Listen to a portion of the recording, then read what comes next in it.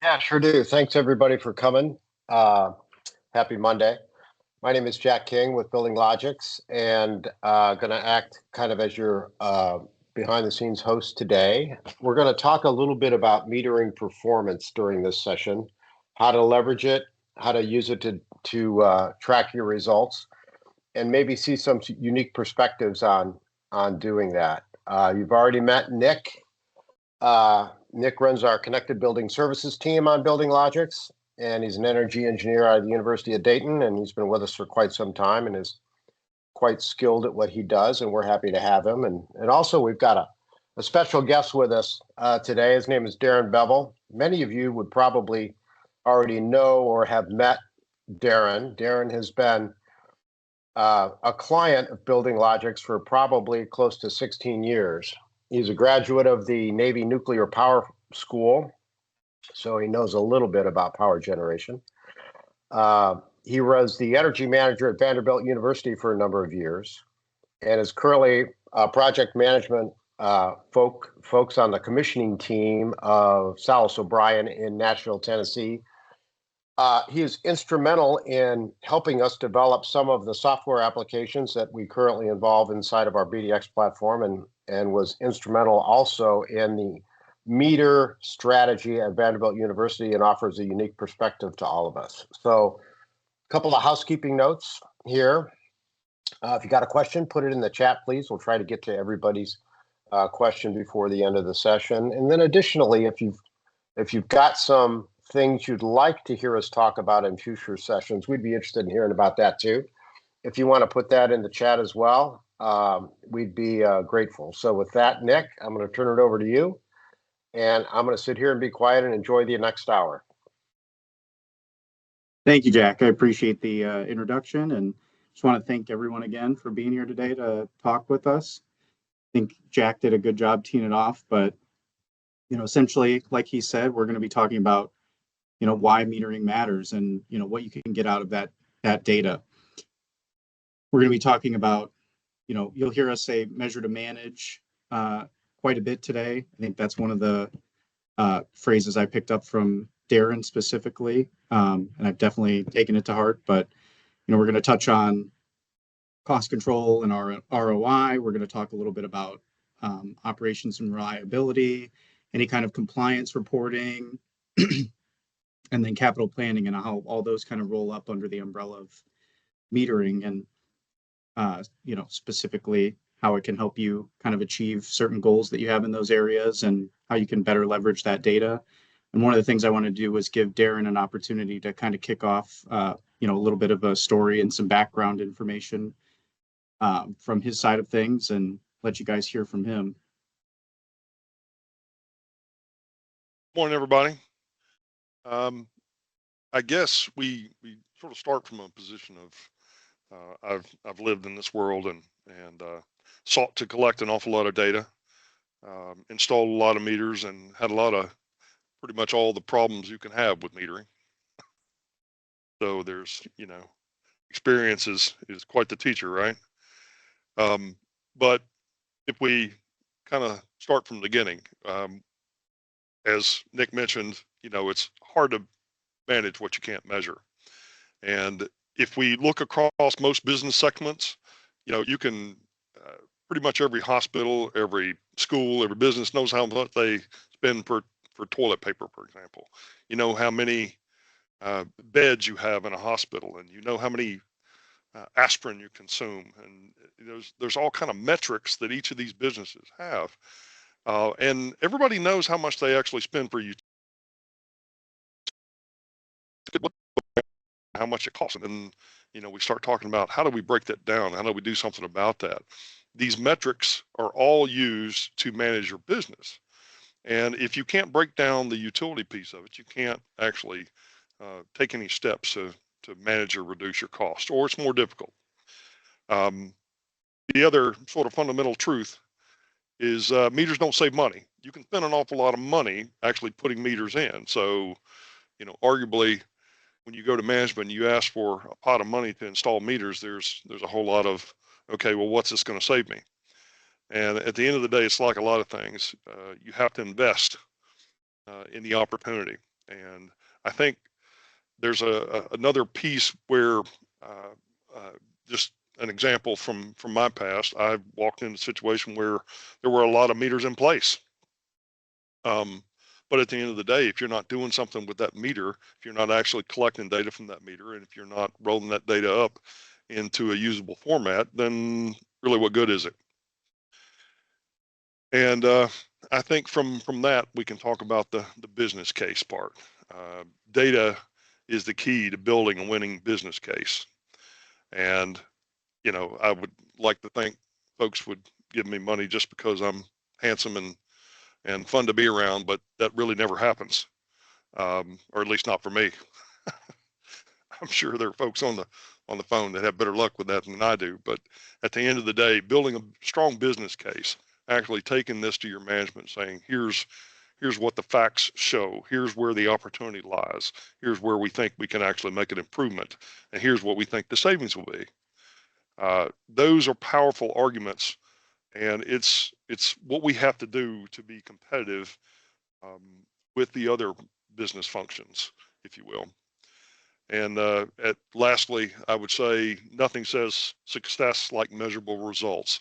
So at the end of the day, when you've begged and pleaded and you've gotten money and you've invested in your metering infrastructure, taking that data and turning one of those that argument, if you will, into an actual example. Here's what we did. Here's what we invested. Here's what we installed. Here's what the power consumption was. Here's what it is now. And hopefully it's an improvement. And you can put and assign real dollars to that shift. And I think that's fundamental to managing your utility infrastructure like a profit center. And I think that's an important shift. Too often, I believe businesses just kind of see this line item at the bottom of their budget sheet that says utilities, and knowing what that breakdown actually is, and it's almost magic. We have to accept it, you know. But we also know that if you're in a competitive environment, it's good to have this information. Very powerful to be able to have a conversation about what it costs per square foot, or you know, how your business compares to someone else's. So that's kind of where I'm coming from, and got some varied experience in this, and you know, happy to work with my BuildingLogiX friends. As Nick and Jack both mentioned, we've got some history together, and it's been very much a part of my life, working hard to try to gather this information. And I wish everyone on the call luck with your journey in terms of metering and meter data management, and trying to be able to use that to your advantage in your business. So I'll stay on and answer questions, hopefully, you know, at the end. With that, I say back to you, Nick. Did you want to go over your one example you had as well? Sure. Well, here's just an example of, you know, kind of a broad reaching how you collect data and how you illustrate back to your customer, you know, this is what we were doing. This is what we are doing now. What you see actually here, and this is an old slide, but I think it illustrates well the shift in the costs of utilities per square foot. Even though the square footage is actually going up, you're adding on or building, the cost total is going down. So at the end of the day, it represents, you know, almost a 20% shift in utility savings. And this didn't happen, you know, by accident. There was an awful lot of investment and an awful lot of effort made to get here. And I think being able to document this and being able to communicate this upline to the people that ultimately pay the bills is the important part. Being able to break this down. Now, how do you convince somebody to give you $1 million to invest in, say, a turbine generator or a new chiller or whatever? You have to have data to do that. I think hopefully that's what this slide, the story this slide tells. So, all right, thank you, Nick. Thank you, Darren. Appreciate it. All right, so kind of the first step that I want to talk about is kind of referring back to that measure to manage phrase specifically and kind of go through some of the work that needs to be done on the front end and acquiring that data. Specifically, everyone is going to have a different starting point when it comes to, where you're at with meters that you have across your organization and where you'd like to be to better meet those goals that you have for your organization. So I think for each individual, that starting point is going to be different, but it's important to identify where it is you are and where you're looking to head, and what you're going to need to do along the way to meet those goals. So starting with what you have is always a great place. Is that meter data available? And if not, what do you need to do to make sure that you're able to access it with the meters that you do have? But then moving from there, identifying the key loads that you need to get metered to have a better view into where your energy is being allocated across different buildings that you own or across your whole organization or campus. And then starting with those individual buildings or specifically larger loads, like if you have any large chilled water plants or a central chilled water plant, and then moving through to maybe some smaller key loads that you'd still like to meter within certain buildings or certain facilities that you have. And then the one other thing, I think a helpful tip is to try to be an opportunist. I think you'll hear Darren talk about this some as well, but basically, if there's a project ongoing for a certain building or some kind of retrofit or a project that you can kind of tack on, getting a meter installed in that building if one doesn't exist, or getting a meter on the chilled water plant that's in that facility that might not be metered, that's a great opportunity where you're not necessarily going to your organization and asking for a large sum of money to add meters to dozens or more buildings at one time. You can as you're going along and doing projects, get more and more metering added that way when certain opportunities arise. If there's any ways to secure kind of additional funding, if you're doing a big retrofit project and you can get some of that paid with like utility rebates, depending on where you're at, I would always recommend looking at that. And if you're able to reduce some of that cost burden there and free up some money for some additional metering that way, those are all good routes that you can take to try to add to your justification to get these added to different buildings and things across your campus or different facilities that you own. And then while we're talking about getting meters added, I think a really important piece is if you are having that data coming in and you're looking at adding more as well, it's also important to as you're doing that, take stock of what you have. There's lots of areas along the way where different mistakes can kind of be made, and some common issues with getting metering kind of prevalent across your whole facility. So Darren mentioned this, but obviously cost is a potential issue with different meters. So trying to mitigate that where you can. If you're able to, sometimes you can leverage creating virtual meters if you have some meters that you can add to get a better idea of what some totalized energy usage looks like. Inaccessible data, I would argue, is a really big one as well. Sometimes meters exist, but you don't have a way to access that data. There can be network and IT issues that need to be resolved to get certain data out of energy meters. And then once you have them up and talking, there's also potential issues with incorrect scalars or multipliers on the meters. If they're BTU meters, there can be issues with how those calculations are being made. The point I'm really trying to stress here is just that kind of auditing this data as you go is a really important part of that process as well. That the accuracy of the data that you're getting from the meters is extremely important to make sure that you're able to make informed decisions about other projects that you're trying to push forward. And there are all kinds of ways that that can kind of go wrong. And specifically, I have one example here from a building where essentially they were overpaying for the energy that they were using in the building. And it all came down to an incorrect CT ratio on the meter. But essentially, everyone at BuildingLogiX, we kind of did an audit of all the energy consumption or electric consumption in the building using, our platform BDX, looking at the lighting loads, the electric consumption at the chilled water plant, the air handlers, and then doing some estimation on like the plug loads and everything. None of that totaled up to what that meter was reporting for electric consumption, and kind of kicked off some additional investigation that led to, identifying that incorrect ratio on this meter. And, the same thing goes for specific utility billing errors. Even if you're a part of a larger campus, a lot of times you'll be using these individual meters to kind of determine how much of that energy needs to be billed to certain departments. And, they want you to be accurate when you're doing that. All that's very important.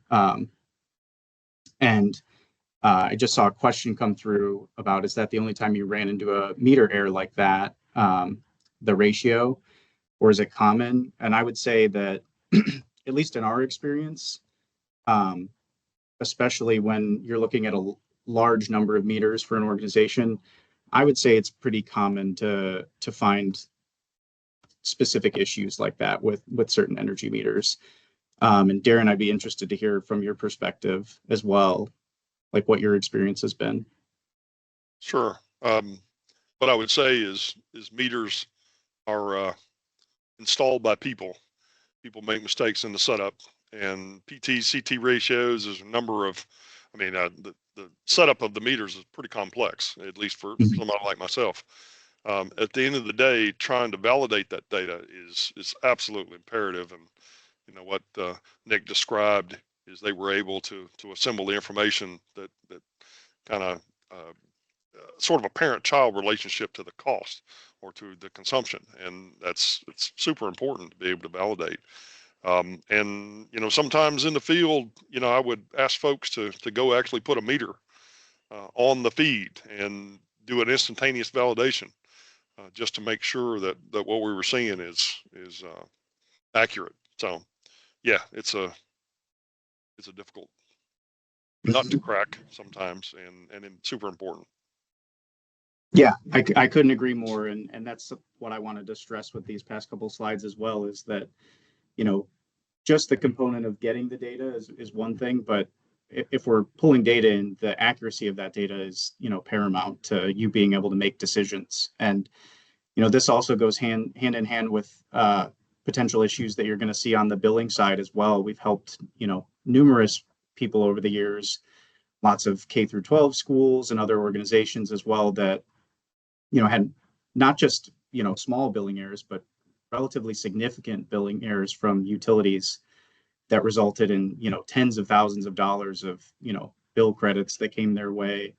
And there's a lot of justification that you have to put in to be able to, prove those things, but it can be a worthwhile endeavor, and can also help them kind of be aware of those potential issues and prevent them from happening in the future as well. So it's all a really important part of the process. I think I would add on to that, when you find an error, particularly when you're going back to the utility, the burden of proof is definitely on you. Yep. And providing the data that actually, represents your case is important. And just a sort of another example, we had a situation where the way the meter arrangement was with our cogen facility, we actually had power going through the wrong direction in a meter. And it's just the way it passed internally on the grid.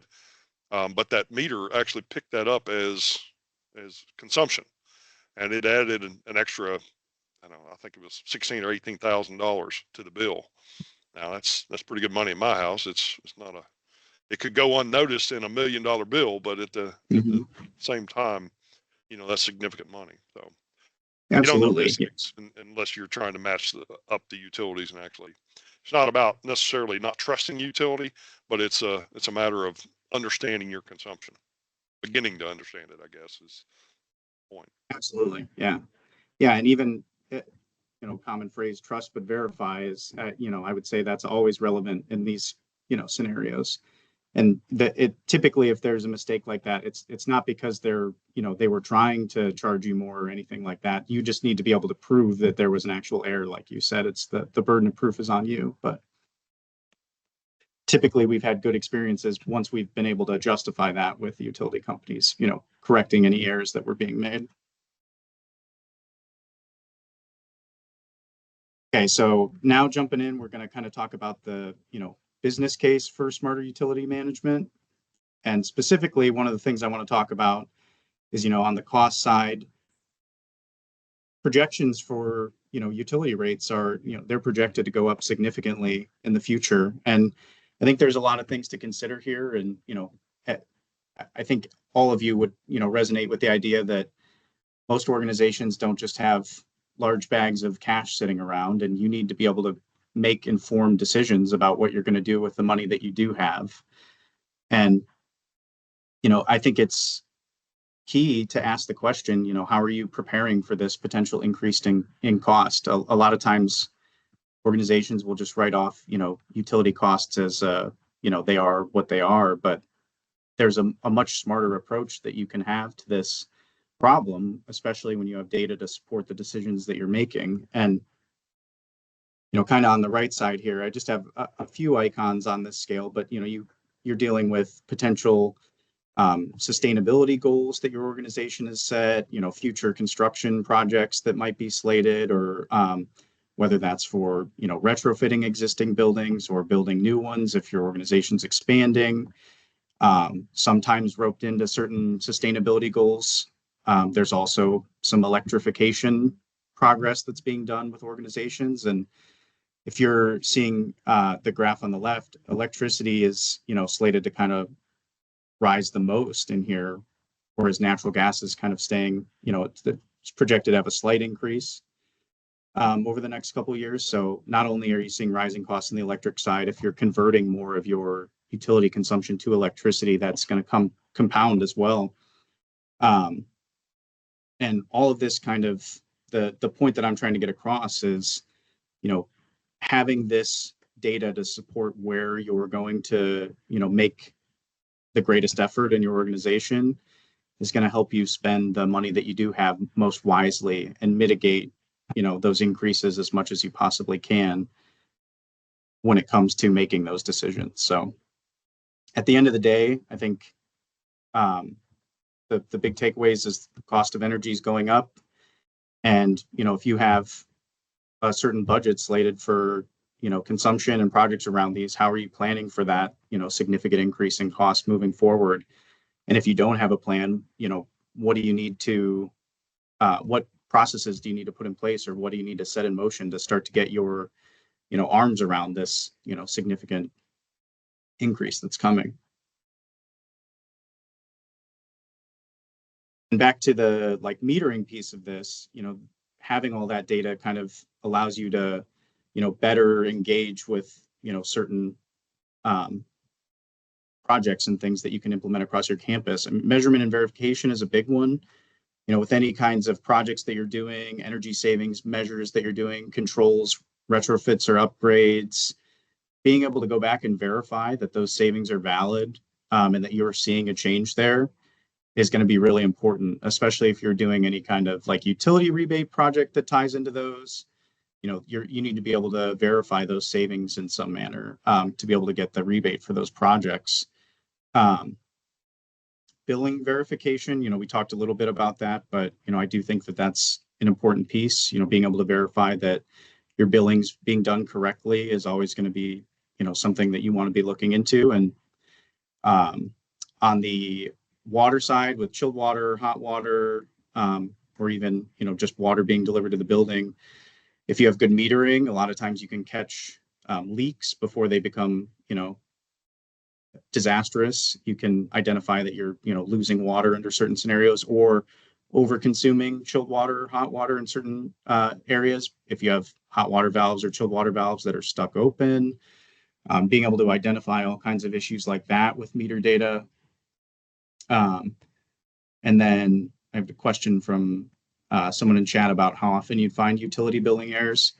I'd say in our experience, it definitely varies, and it can depend on like the utility company, but I would say, the more complicated your like utility billing is, the more like meters that you have, the more room there is for potential errors like that. A lot of times we'll see errors that happen because they're estimating consumption over certain months and not actually taking a true meter reading. That can vary by the size of the contract that you have with the utility company as well. That's going to be more common for like smaller power purchasers in my experience. But we have, over the years identified quite a few billing errors. Darren, I don't know if you have any comments around that. Yeah, I wouldn't say that there are, that I found a lot of billing errors. I would Mhm. say probably more than anything, I've actually found opportunities to reset demand. For example, you'll have a demand ratchet Mhm. on your bill, and maybe it's the result of some event.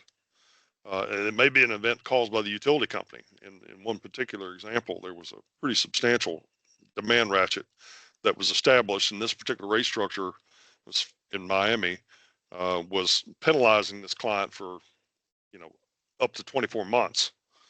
And, at the end of the day, when you go back to and have that discussion with the utility company, I'm like, oh, okay, that happened because of our transient, and you can negotiate terms for resetting that demand ratchet. So there's opportunity across the board. Yep. And just like Darren just mentioned, with any kind of demand or load shedding that you're going to be doing, especially with utility rates going up and peak demand continuing to grow across the entire U.S. A lot of that's being driven by data centers continuing to be built up, but I think there's going to be more and more opportunity for demand and load shedding under peak conditions as well. And you're going to be able to, with good meter data, confirm that you're properly implementing those strategies.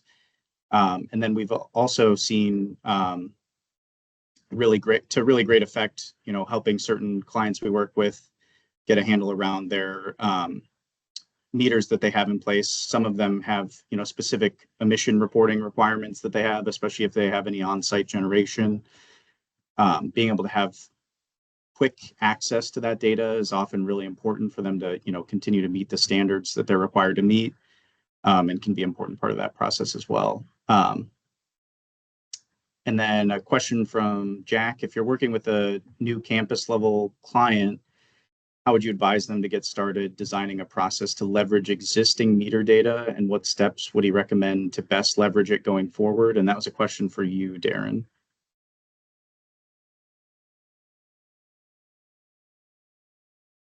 As I mentioned to Nick the other day, it's nice if you're starting from scratch and you're talking about a new facility, a new building, and you have the opportunity to get on the drawing board, the metering and the connected infrastructure that takes to get that meter data in. That's usually, not that's not how lucky we are. Usually you kind of, as I mentioned, start in the middle and work your way out. So you more or less have to start wherever you are.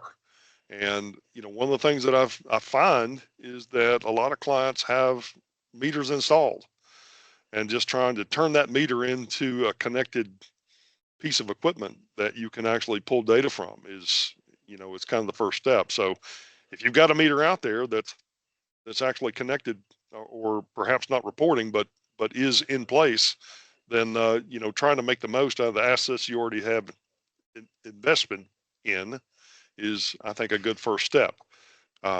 Beyond that, you kind of have to start where you're going to do the most good, right? So look at connecting the largest buildings, the most energy, what you estimate to be the most energy consuming buildings, and then work, from the larger to smaller loads, if you will. So I don't know that there's any one right answer. It kind of depends on where you're starting. So I don't know if that answers your question or not, Jack, but Yeah, that's pretty close. I mean, my challenge is, and we run into this a lot in conversations, and it's like, okay, I've got this existing infrastructure. How do I connect it? how do I use the information that's generated from it to build a program to just kind of improve the performance of the facility in the long run? Is the meter the first step? Is it a middle step? You know, kind of where does it fit in the process? And I know you went through this at Vanderbilt and really started at the meter connection level to try to understand consumption at the individual facility. And I've also known in the South O'Brien role that you've had a lot of different challenges at the plant levels and at other campus levels to try to get your arms around it. So I was just kind of interested in your thoughts on, you know, the different climates that you've been involved in, whether they're political or financial, or, I mean, and how you begin to navigate going from ground zero to where you want to get to. I would say, Jack, all the above. It's a different challenge in virtually every environment. There are often meters in place.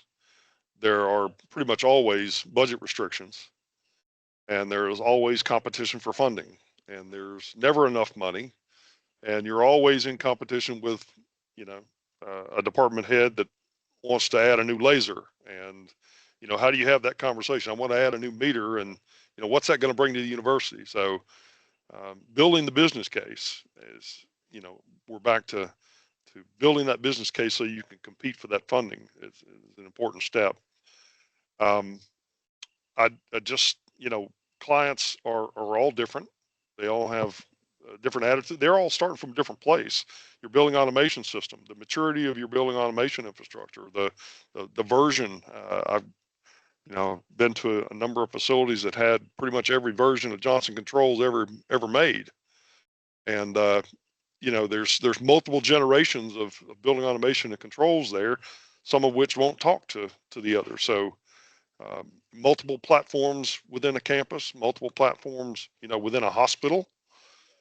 You're just kind of all over the map, and like I said, this is, you know, this is really a journey. It's not so much a destination. You know, you're always going to be working on it. You're always going to be looking for opportunities to improve your information flow and how much information you can collect, and trying to do it as cost effectively as you can is I think looking at every situation and trying to say, how can I get that meter?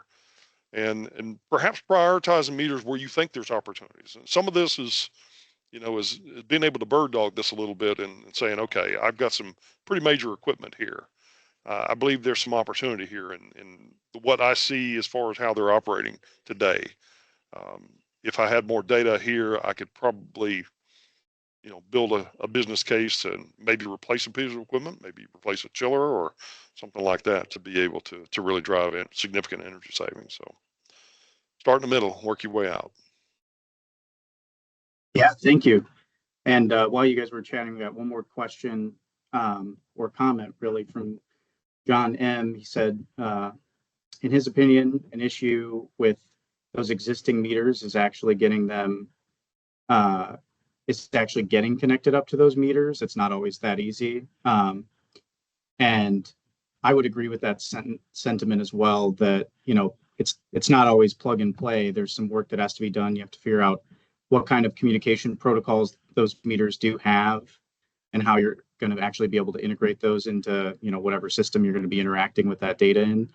But, you know, kind of back to Darren's point is, you know, it's part of the process. Typically, there are going to be ways to get most meters connected up. It might not be 100% guaranteed, depending on, you know, the technology that is in place with that meter, but it's part of the process is figuring out, you know, just how you are going to get that data integrated into a system that you guys can actually interact with. And then let's see. He also said the question about how to be sure one is being charged the correct power used by the utility comes to this. The other use of metering is to verify against utility building. Oh, sorry, that was a comment. Yeah, and how transformers are located in powering the building. Okay. Sorry, I thought that was a question, but I think it was more of just a comment from him. All right, well, I have a couple other examples here that I think are pretty good. Oops.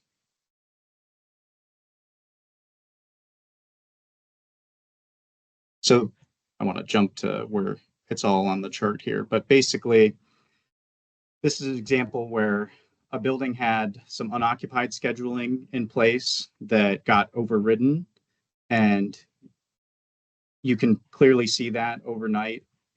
The first day where it wasn't overridden, there's a significant uptick in energy consumption over that night.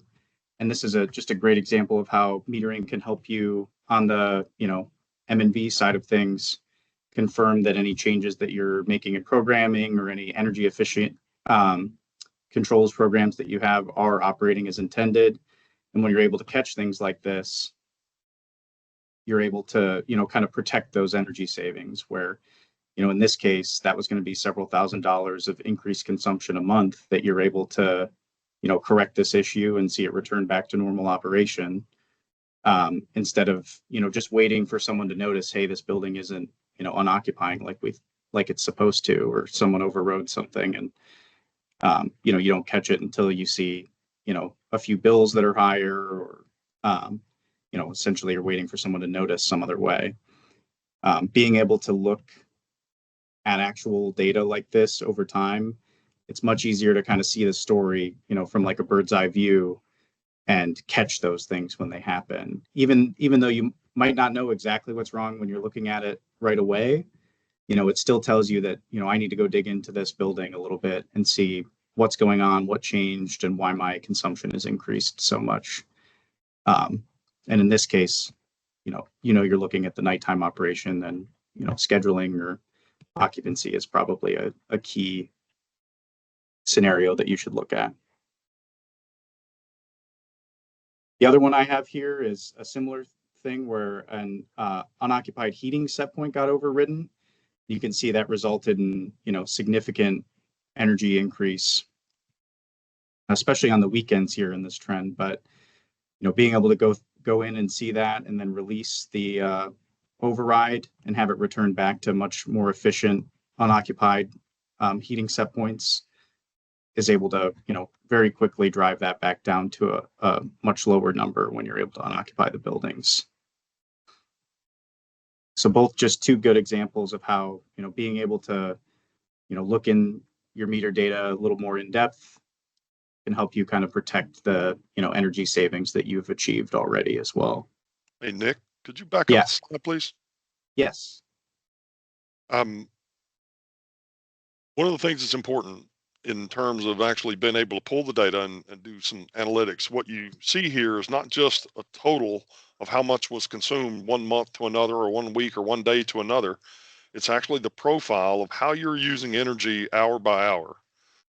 And what shows up is, there was a cleaning crew change, and the person that used to be there to turn the lights off at night was on vacation or something.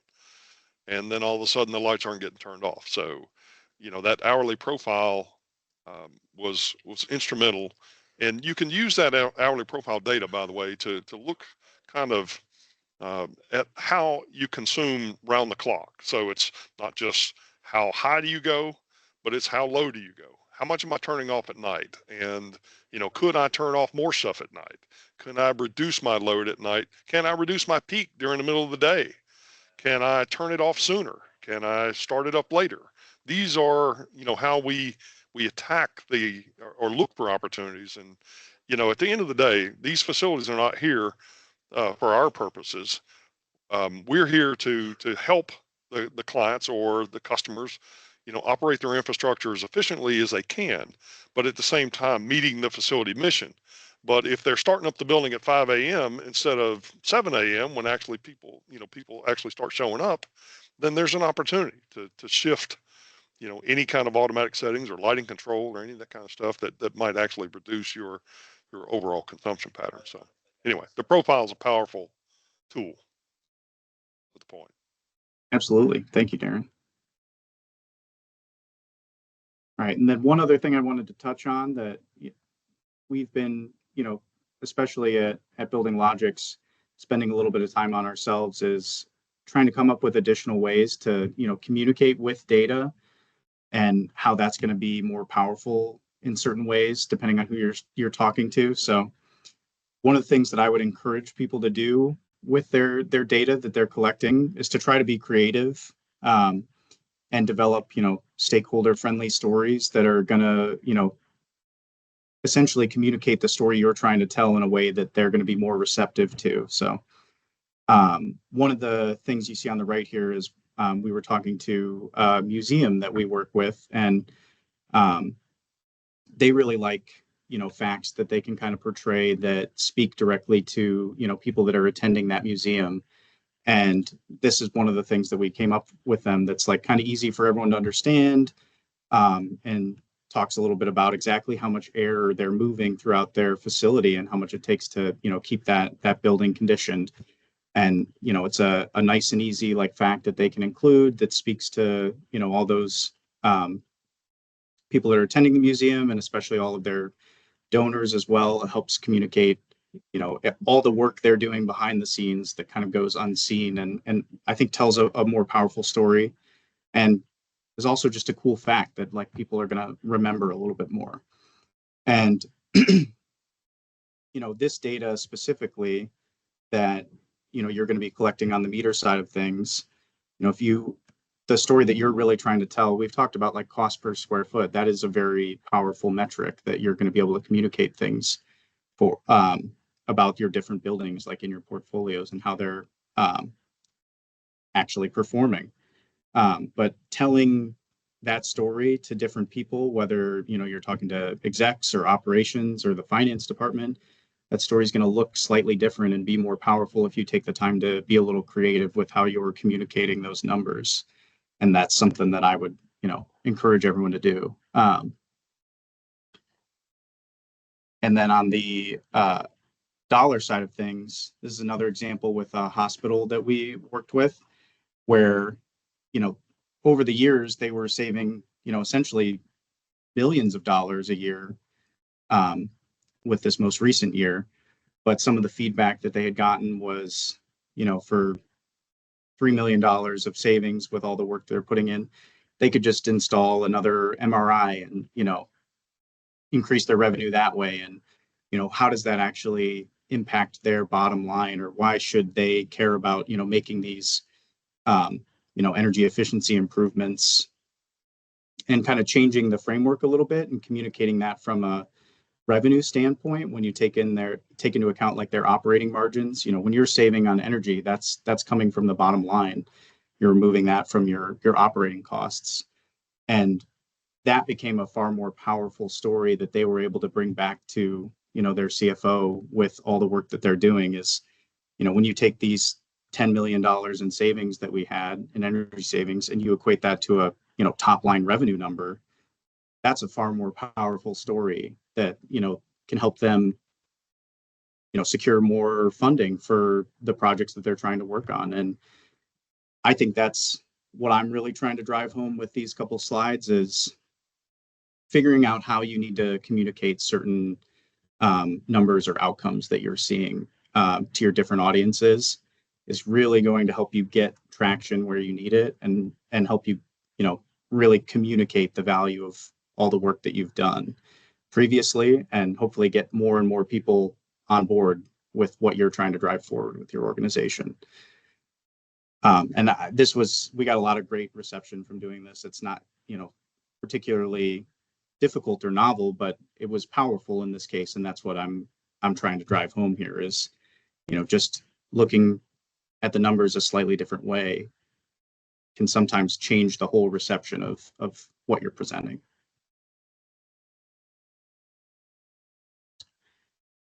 And then to kind of circle back and like round things out, wanted to, have this slide here where essentially in my mind, what you're trying to do is define what success looks like for your organization.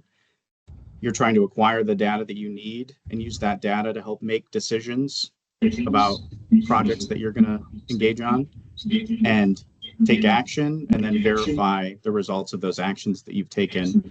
And like Darren said, this isn't an overnight thing that happens. This is a process. It's something that you iterate on. And that's why I kind of have it going in the circle here, is just continuing to define what those, KPIs and organization specific goals are for you guys.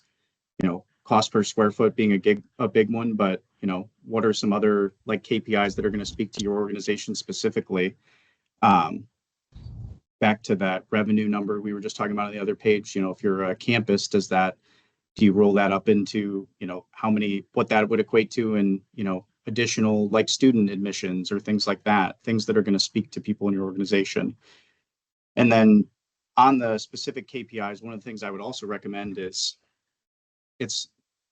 comparing yourself to peers, and then also other facilities that you own as well. I think that's going to be a more impactful story than just necessarily comparing yourself to like national statistics for building consumption. I think both are useful, but keeping that more close to home can also tell a more powerful story in this case. And then once you identify what your best and worst performers are and you're trying to decide what decisions you're making, it's also important to identify, are those best performers the best because they're doing things right, or are they potentially doing some things wrong, or vice versa? Are these best and worst performers conforming to standards that you have in place for how your buildings are supposed to operate? Is there something, instead that's driving additional or consumption or reducing consumption in those buildings that you could, leverage in your other buildings that you have? And just continue to reinforce that strategy that you're working on developing. Use that data to drive decisions and action, and then use that data to verify your results as well. It can be important to define all those baselines and targets up front. We always recommend it can be internally, but publishing them, everyone being aware of the goals that you're working towards is a really important part of the process in our mind. And then just continuing to build justification for those strategies that you're trying to implement. And also looking at, does all this data that you have now, can that help you leverage additional strategies that you might normally shy away from? If you're a hospital network, can you potentially look at like OR reduction strategies? If you're a college campus, can you look at unoccupying buildings a little bit more aggressively on holidays or summer vacation? Are there, additional targets that you can have where now with all this data under your belt, you can, kind of better leverage those strategies while mitigating the concerns that you'd have about implementing certain strategies like that? Anything you'd like to add, Darren or Jack, to that? Yeah, we've got a couple of questions that popped up. Philip asked if we had some case study information or some material that kind of talks to this topic that he could use inside his business. And the answer to that, Philip, is yes, we do. Absolutely. And reach out to us and we'll get you what you need there. And then the other question that came up was, assuming that the meters that you have on site don't communicate, you don't have a budget to get them replaced with communicating meters, and there's probably no incentive program from the utility to do that. Is there any advantage at all to loading up historical meter data that you might have into a system like ours or into another system, and then doing some analysis on that data? And if there is, what kind of insights do you think you could normally gain from that? And that's probably a question to both of you. I know that Darren has done a little bit of this in the past, and maybe you want to jump in there first, Darren, but that's actually a pretty good question. Yeah, I've done a lot of that. Yeah, I know you have. It's not any fun. No, it's not. It's the hard work, and it's a static piece of information. So you go and you get information, you pull that data out of the meter, and you got to have some kind of special software and a special card or a cord to be able to connect to the meter and download the data, and then you've got to put it into an Excel or some kind of spreadsheet program to be able to try to slice and dice the data. And there's about 1,000 ways that this can be really complicated and complex. Now, at the end of the day, ultimately what you want to evolve to is, the real-time data process, but you got to do what you got to do. You got to find the opportunity. So yes, if I have the opportunity to download data from a meter and do some initial analysis in that meter, now I have the foundation for a business case that says, hey, I'd like to put a data card here, or I'd like to be able to connect digitally to this meter. I'd like to be able to upgrade the controls in the building to allow me to connect to that meter, Mhm. or maybe replace a communication card in a meter. There's Mhm. lots of different ways to go about it. Yeah, the question was kind of timely. We've had some discussions here lately with some folks around, hey, look, what can you guys do with data that's, maybe 1 or 2 years old, and establish some trends, and then, maybe look at downloading meter data, once you get the utility bill. I know there's a 30 or 45 day cycle delay there, but it seems that there's information that you can glean that kind of helps you manage your facilities a little bit more efficient. Even if it is in arrears, it's still there. And it's a good place to start. I guess the message is, you don't necessarily have to have communicating meters to begin to do some analysis and understand some things. And if you build that foundation there, I know that Darren did that at Vanderbilt coming out of the box 15, 16 years ago. It leads to some good things that can happen in the future. So give I that some think consideration. Go ahead, Darren. I'm sorry. I think you're going to find out that you've got most folks have got some mixture of both. You've got Ah, some meters that you can connect to, and you've got some that you can't. And if, particularly if you have the opportunity to kind of initiate this platform and begin to collect data on the meters that you can connect to, then certainly going and pulling data out of, the manual way from the individual meters that you can pull data from, and then loading it back into the same program that you're going to use to do this, this yeah. interval analysis. It's the same analysis. You just don't have the real time access to it. I can't see what I Mhm. did last week and how the changes that I made. I'm not able to conveniently see the impact that I make from 1 week to the next. You know what I'm saying, without going back to that meter. Now, sometimes it comes to question how many hours are in your day, and Right. how much information you can get. So lots Yeah, of opportunity there. yeah, I agree. And the other things I'll add is we do that for a number of people that we work with. I think Jack alluded to that. But even having that historical data can help inform us, where we want to continue to spend more time.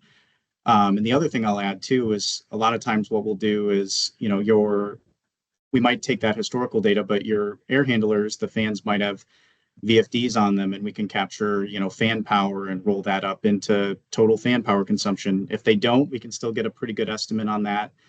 If we have all of the mechanical info from the fan, and we can, estimate what the fan power consumption is in real time as well, and roll that up into our platform in BDX and take a good look at fan power consumption. Or we might be able to do virtual BTU meters for chilled water consumption, as long as we have flow into the building, and the temperature differential as well. And we can kind of work where we don't have direct meters necessarily, but we can try to sum up what we can in those buildings, and then use the historical build data as well to get a more in-depth view into that building, and how the changes that we're working with you on to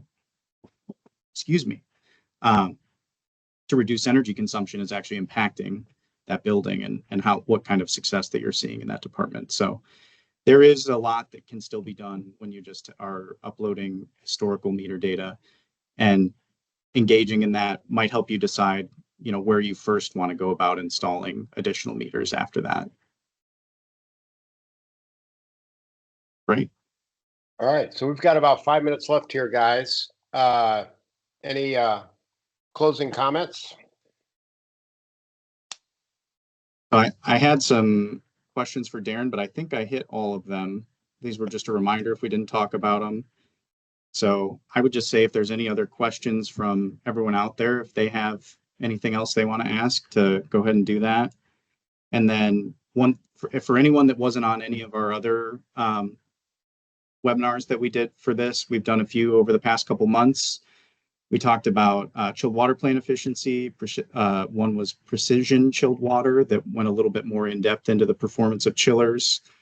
And then we had one on energy conservation measures in buildings as well. And all those can be found on our YouTube channel as well. They're already uploaded there if you guys are interested. You should be able to find those at BuildingLogiX.